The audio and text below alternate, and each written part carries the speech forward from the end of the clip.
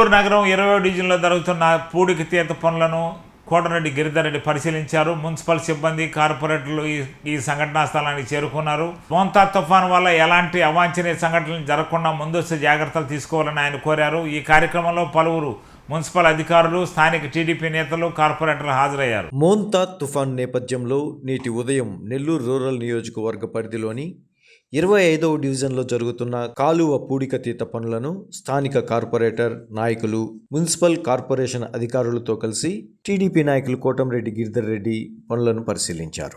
Nellore rural నియోజకవర్గంలో మోంతా తుఫానుపై అన్ని జాగ్రత్తలు తీసుకుంటున్నామని, ప్రజలకు ఎటువంటి సమస్య ఉన్నా ఎప్పుడూ నెల్లూరు రూరల్ ఎమ్మెల్యే కార్యాలయం అందుబాటులో ఉంటుందని టీడీపీ నాయకులు కోటంరెడ్డి గిరిధర్ రెడ్డి తెలిపారు.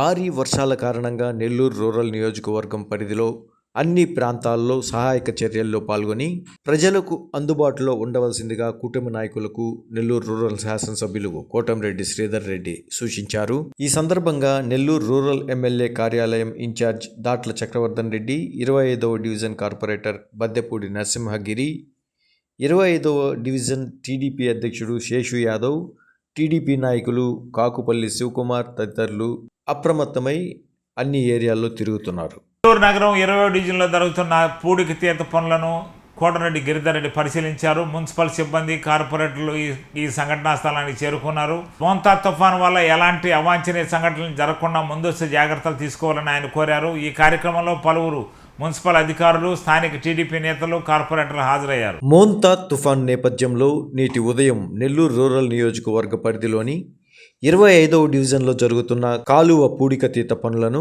స్థానిక కార్పొరేటర్ నాయకులు, మున్సిపల్ కార్పొరేషన్ అధికారులతో కలిసి టీడీపీ నాయకులు కోటంరెడ్డి గిరిధర్ రెడ్డి పనులను పరిశీలించారు.